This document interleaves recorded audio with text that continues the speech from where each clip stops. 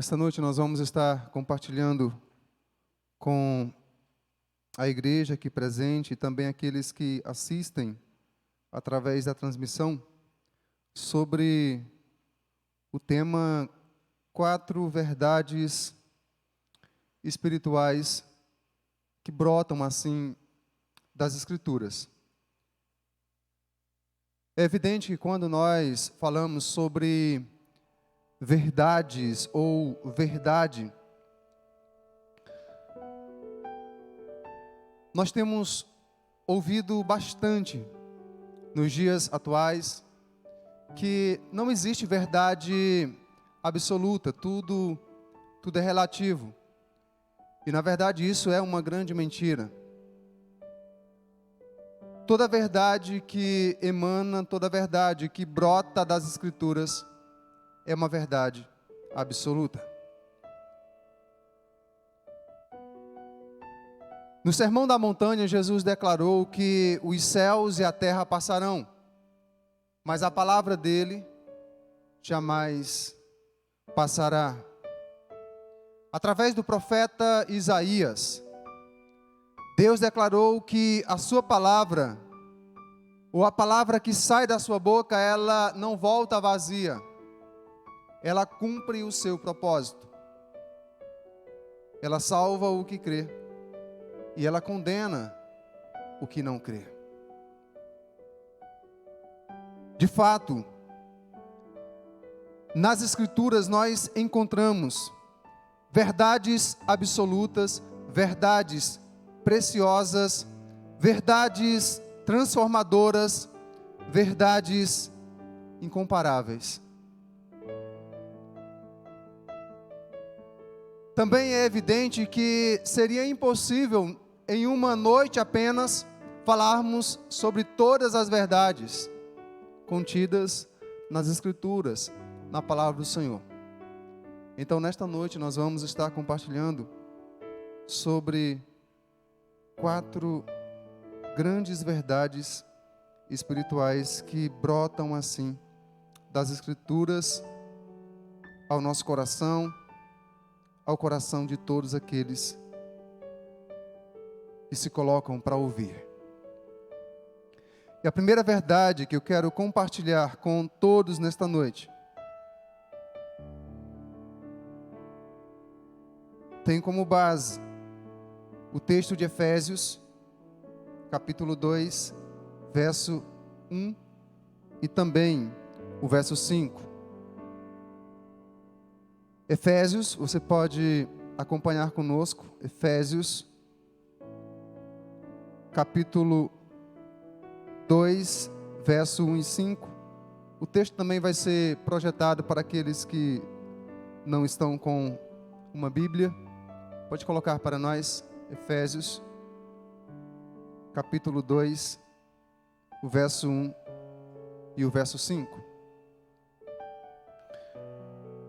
O texto bíblico nos declara: vocês estavam mortos nas suas transgressões e nos seus pecados. Verso 5. Deu-nos a vida quando Cristo, deu-nos a vida com Cristo, quando ainda estávamos mortos nas transgressões. A primeira verdade espiritual que eu compartilho com todos nessa noite é que o homem sem Deus é um ser vivo, porém está morto. A primeira verdade: o homem sem Deus é um ser vivo, porém está morto. Eu não sei quantos aqui lembram ou conhecem aquela brincadeira de criança. Às vezes as crianças faziam ali uma roda, e aí elas ficavam morto, vivo. A brincadeira, acho que é esse o nome, né? Morto-vivo. Toda criança conhece ou já brincou com esta brincadeira: morto-vivo.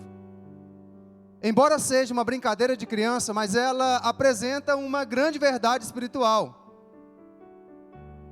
Porque essa brincadeira, ela ilustra a situação do homem sem Deus. E entenda que quando nós estamos falando sobre o homem sem Deus, nós estamos falando do ser humano. Independentemente da sua idade, independentemente da sua faixa etária. Se é criança, se é adolescente, jovem, ou é uma pessoa já idosa. Nós estamos falando do ser humano. Então, o ser humano, o homem sem Deus, é um ser vivo, porém, está morto. O texto que nós lemos em Efésios nos declara isto. Mas em Romanos capítulo 3, verso 23, encontramos mais apoio para esta verdade. E é um texto bem conhecido. Romanos 3, 23, a igreja certamente conhece. Como é que diz o texto? Pois todos... Só alguns irmãos. Vamos lá, todos juntos, em uma só voz. 1, 2, 3, já. Pois todos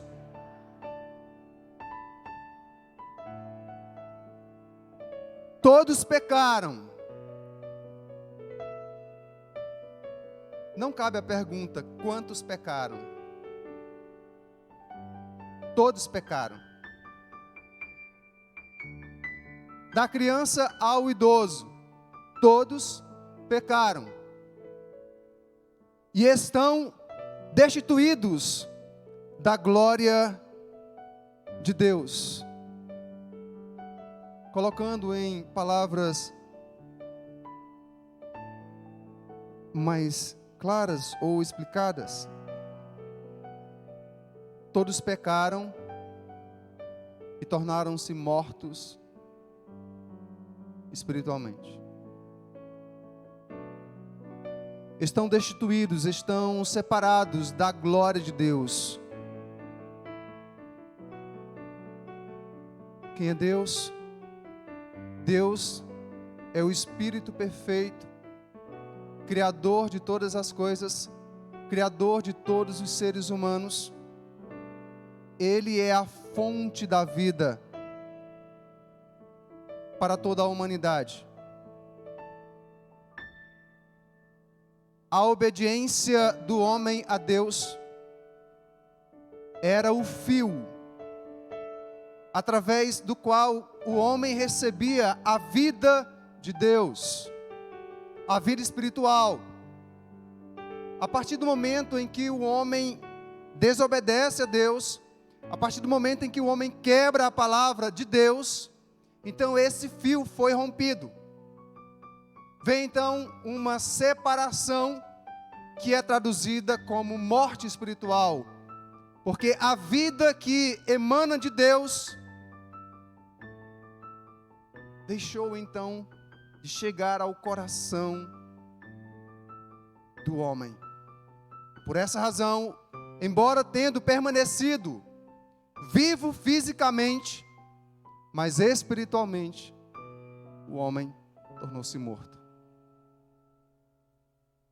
Sem relacionamento com Deus, sem contato com Deus. Um ser vivo, porém morto. E essa separação criou algo que nós chamamos de vazio existencial. E o que é esse vazio existencial? Isso que ficou dentro do ser humano, dentro de sua alma, o qual ele sente uma necessidade desenfreada de preenchê-lo. E então, o homem procura se divertir de inúmeras maneiras, de várias formas. Ele se utiliza dos vícios, ele se utiliza das festas, das baladas. Ele se utiliza dos jogos. Ele se utiliza de passeios. Ele tenta se utilizar dos recursos, do dinheiro. Ele busca se utilizar da fama e até do trabalho. Mas quando ele termina tudo isso, ele ainda continua com o vazio dentro de si.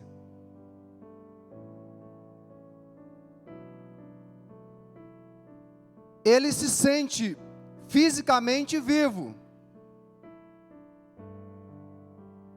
mas espiritualmente ele está morto, porque está separado do seu Criador, que é a fonte da vida, Deus. Esta separação, ou esta morte espiritual, foi causada pelo pecado. E ela alcançou a todos, porque, como diz o texto, todos pecaram. O apóstolo Paulo ainda vai reforçar esta verdade no capítulo 3 de Romanos, os versos 9 a 12. E o texto bíblico nos diz: que concluiremos então? Estamos em posição de vantagem? Não, Paulo está se reportando aos judeus que, de alguma forma, se achavam numa posição melhor, mais privilegiada, porque eram o povo da aliança. Aí Paulo diz: que concluiremos então? Estamos em posição de vantagem? Não. Já demonstramos que tanto judeus quanto gentios, que somos nós, todos aqueles que não são judeus são gentios, estão debaixo do pecado, como está escrito: não há nenhum justo, nenhum sequer, não há ninguém que entenda, ninguém que busque a Deus, todos se desviaram, tornaram-se juntamente inúteis, não há ninguém que faça o bem, não há nenhum sequer. Nenhum sequer. Todos tornaram-se mortos espiritualmente, separados da fonte da vida, que é o Criador. A separação e a morte causada pelo pecado. Pecado é a transgressão da lei de Deus, pecado é a desobediência contra Deus, pecado é tudo aquilo que nós fazemos, pensamos, falamos, que desagrada a Deus, que vai de forma contrária à sua palavra, aos seus mandamentos, aos seus princípios. A segunda verdade que eu compartilho com a igreja nesta noite é que o homem sem Deus vive sem esperança e caminha para a condenação. Se ele é um ser vivo, porém está morto, então não poderia ser diferente a sua realidade. Esse homem sem Deus vive sem esperança e caminha para a condenação. Observe comigo o texto bíblico que se encontra em Efésios capítulo 2, verso 17, pode projetar para nós.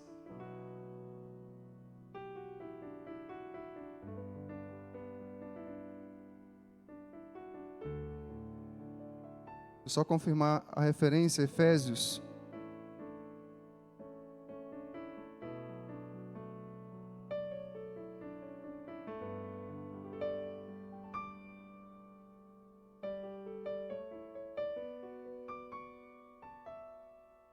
Efésios 2:12. Efésios 2:12. Queria que você observasse bem esta passagem bíblica. Naquela época, vocês estavam sem Cristo, separados da comunidade de Israel, sendo estrangeiros quanto às alianças da promessa. E olha o final desse texto. Sem esperança e sem Deus. Sem esperança e sem Deus. O homem sem Deus vive sem esperança nesse mundo e caminha para a condenação. Esperança é a âncora da nossa alma. Esperança nos faz perseverar em relação à eternidade. Esperança nos leva a nos mantermos de pé e aguardarmos a volta do Rei dos Reis e do Senhor dos Senhores.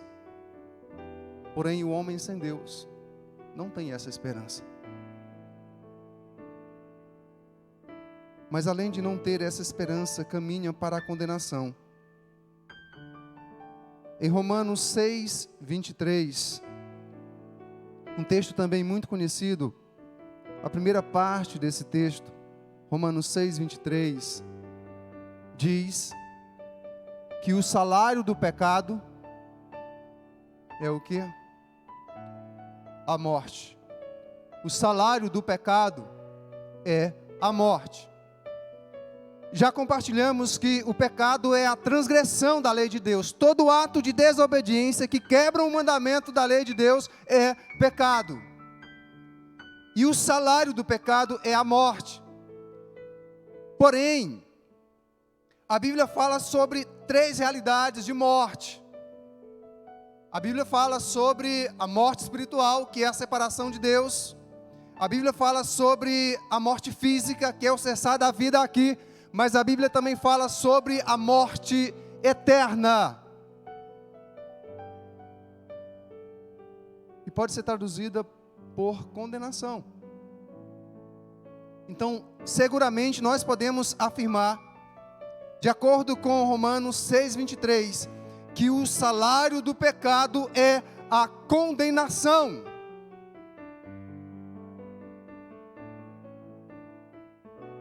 Toda pessoa que tem um trabalho, ela trabalha ali durante um mês.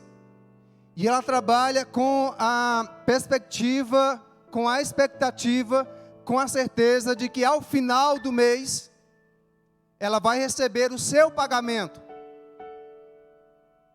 Então Deus está dizendo o seguinte: olha, o homem sem mim, que decide viver no pecado, esteja ele ciente, esteja ele certo, de que no final ele vai receber um pagamento também. Mas o pagamento será a condenação. Uma eterna e definitiva separação de Deus.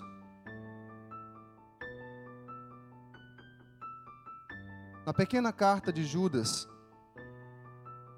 no versículo 4, é claro que nesse contexto Judas está falando sobre alguns falsos líderes que haviam se infiltrados no meio da igreja e estavam vivendo de forma terrível,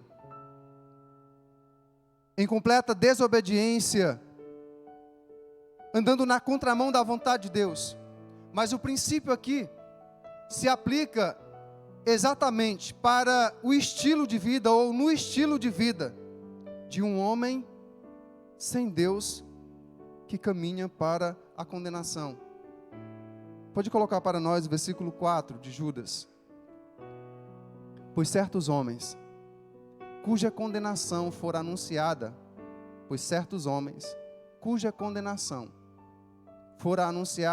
havia muito tempo, infiltraram-se dissimuladamente no meio de vocês. Estes são o quê?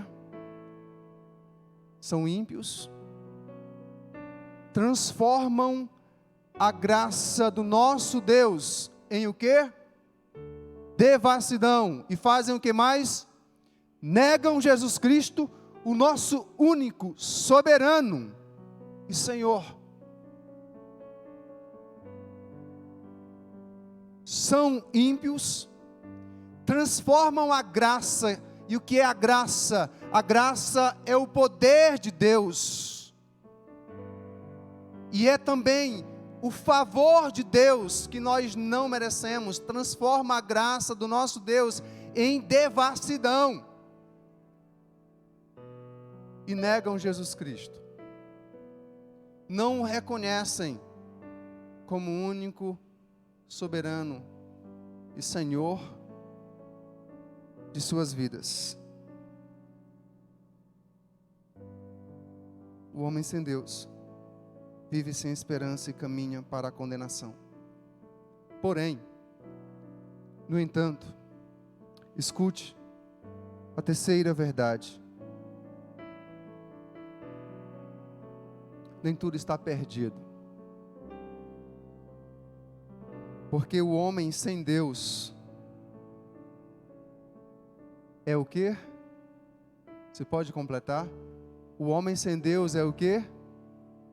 Alvo do amor de Deus. Parece algo contraditório.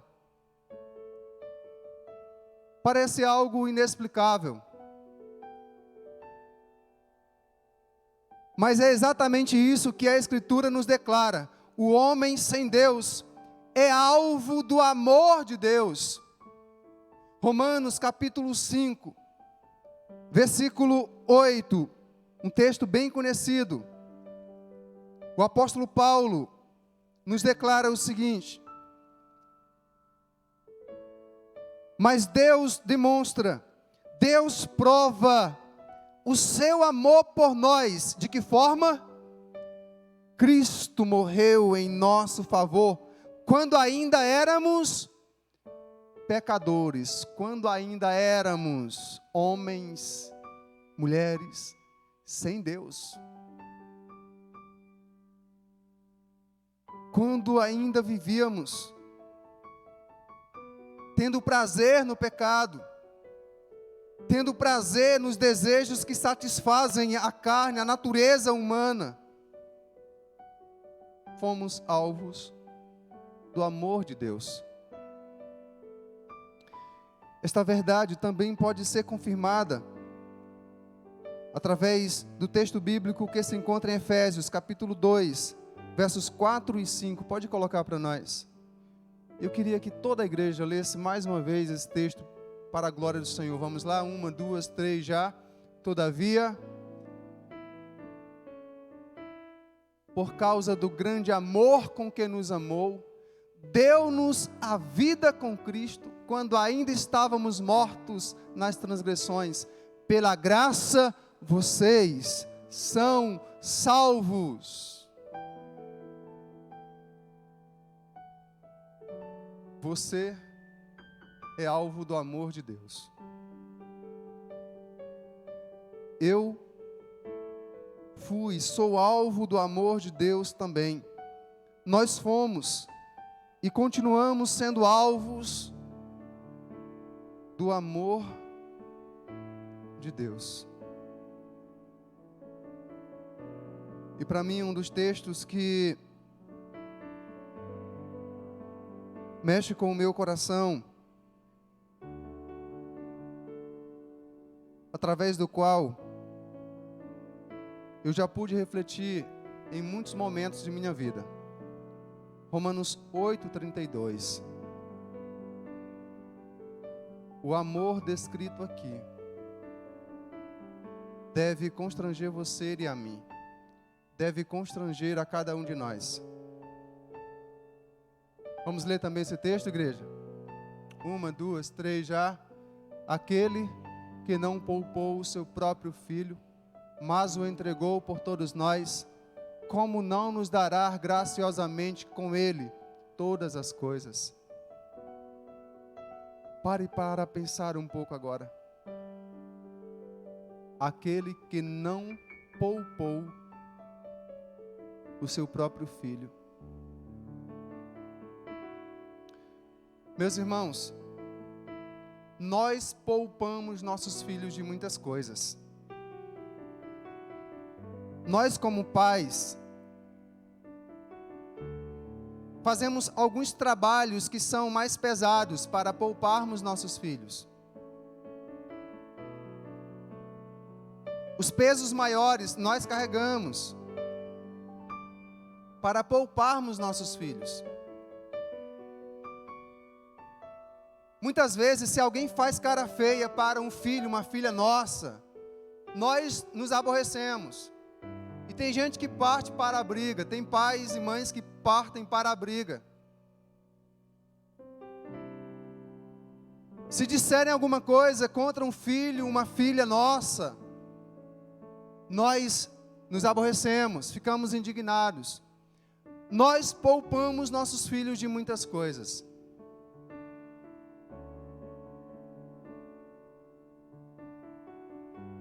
Deus não poupou o seu próprio filho. E olha, que ele não tinha apenas 1000 razões para poupar. Se formos colocar na ponta do lápis, se é que isso fosse possível, Deus teria milhões e milhões de razões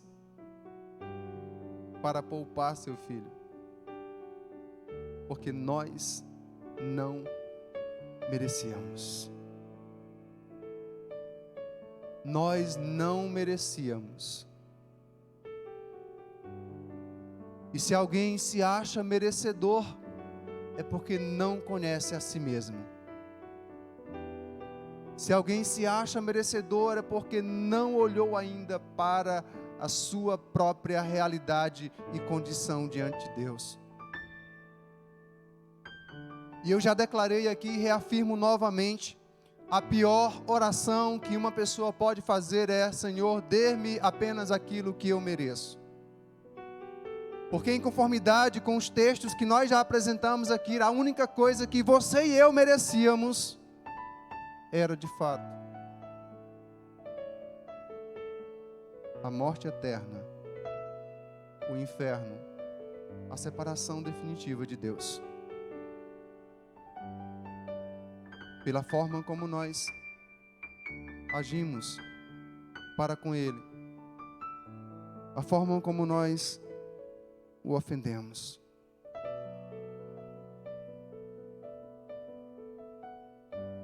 Como esse amor nos constrange, porque apesar de tudo isso, o homem sem Deus é alvo do amor de Deus.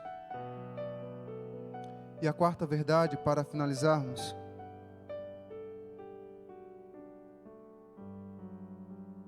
o homem sem Deus precisa responder ao chamado do amor de Deus. Não basta apenas saber, não basta apenas entender que ele é alvo do amor de Deus. Ele precisa dar uma resposta. Ele precisa se posicionar diante do chamado do amor de Deus para com ele. Na carta de Paulo a Tito, capítulo 2, verso 11, nos diz que a graça de Deus se manifestou salvadora, ou trazendo salvação a todos os homens. A graça que é o favor que nós não merecemos. Trouxe salvação a todos os homens. Coloca o versículo 12 também. E essa graça que se manifestou trazendo salvação a todos os homens, ela nos instrui, ela nos orienta a renunciar à impiedade, aos desejos mundanos e a viver de maneira sensata, justa e piedosa nesta era presente, neste mundo. Neste mundo.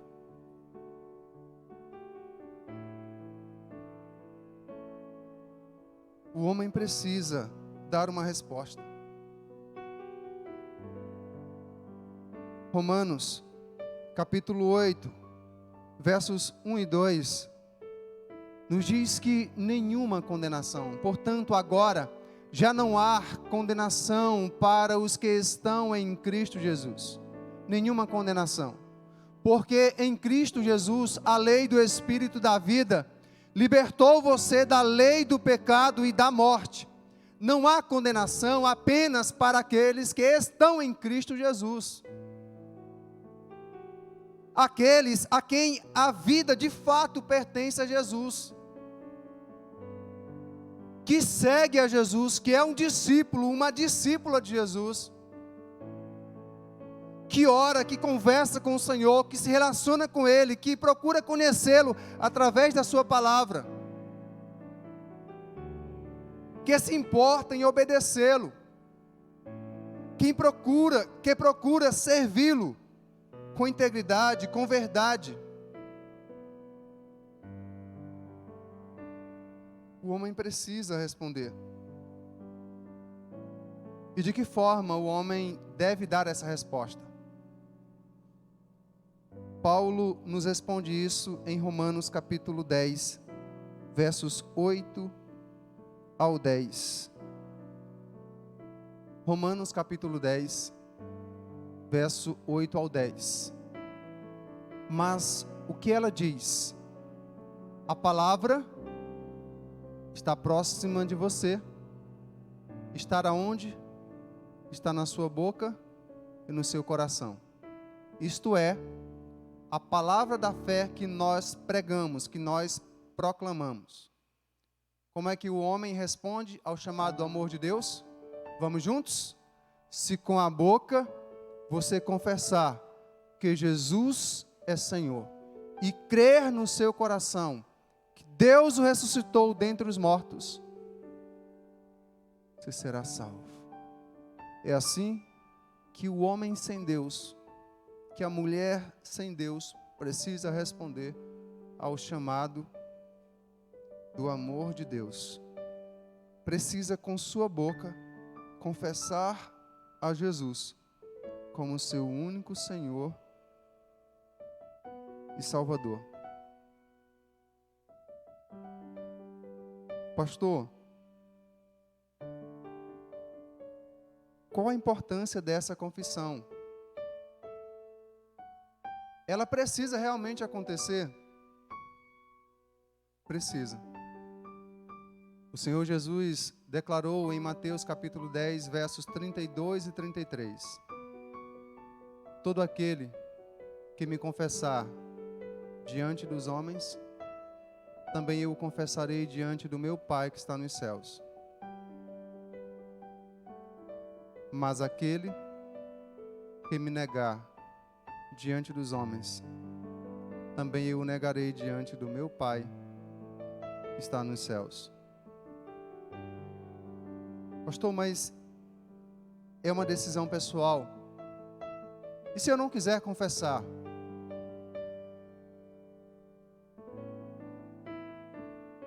E se eu não quiser responder a esse chamado do amor de Deus?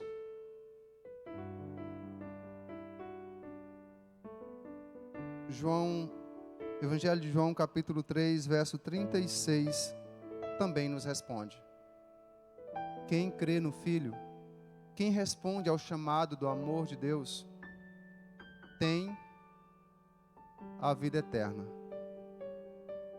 Já quem rejeita o Filho, já quem rejeita o chamado do amor de Deus, não verá a vida. Não verá a vida. Mas a ira de Deus permanece sobre ele. A ira de Deus permanece sobre ele.